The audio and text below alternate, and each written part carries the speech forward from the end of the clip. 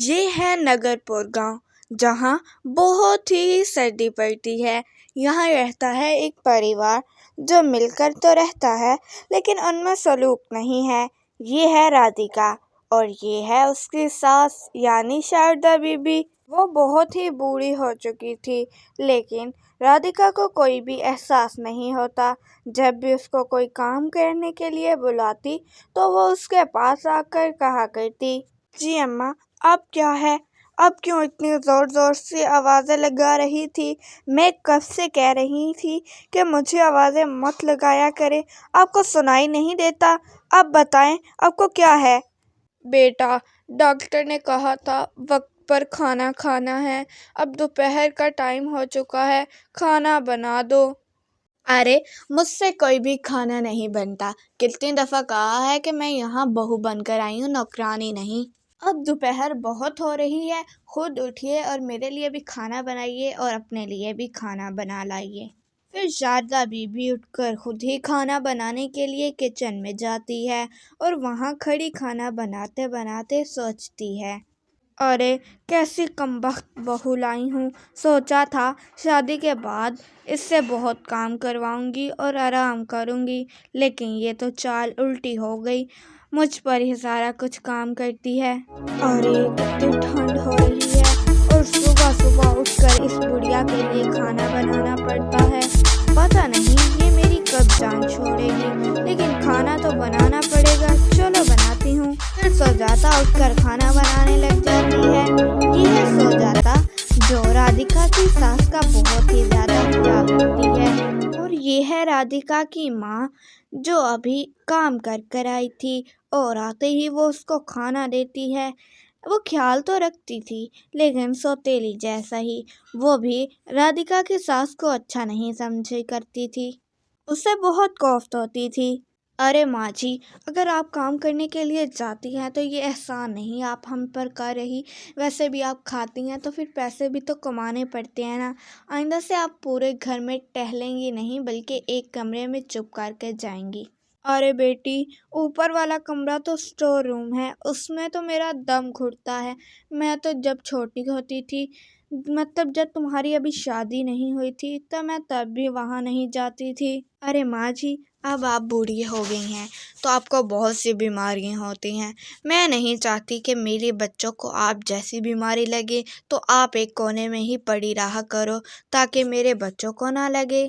ایسے ہی ان کے دن گزر رہے تھے۔ ایک دن کی بات ہے، شاردا کی ماں اس کو فون کر کر اپنی بہو کے سارے قصے سنانے لگ جاتی ہے۔ مجھے معاف کر دو، مجھ سے بہت ہی بڑی غلطی ہو گئی ہے اور آئندہ سے میں کبھی بھی ایسا کسی کے ساتھ نہیں کروں گی۔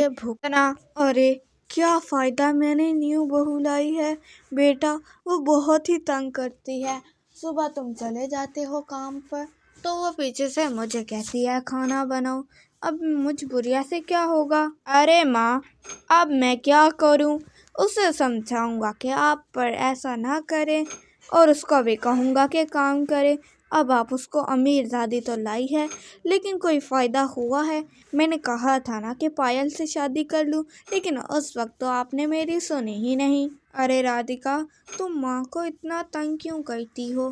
وہ تو بہت بوڑھی ہو چکی ہیں، اس کی جگہ اب تم کام کیا کرو نا۔ ارے میں کیوں کام کروں؟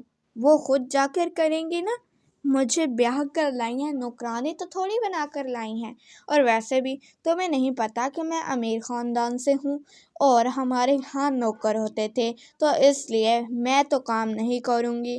اور ہاں سن لو، اگر تمہاری ماں کام نہیں کرے گی نا تو نوکرانی ہی رکھ کر دینی ہے، ورنہ…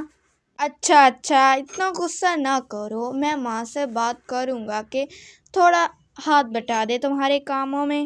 چلو اب تم بھی پریشان نہ ہو اور ماں کو بھی پریشان نہ کرو اور اب سب ٹھیک ہو جائے گا۔ ایسے ہی ان سب دونوں پریواروں کے دن گزر رہے تھے۔ ایک دن کی بات ہے، ارے بیٹی، آج بہو نے مارا ہے، میں نے بس اس کو یہی کہا تھا کہ مجھے کھانے کے لیے یہ سب نہیں کھانا، کوئی اور کھانا ہے، تو اس وجہ سے وہ مجھ سے لڑی ہے اور اس نے مجھے بہت پیٹا۔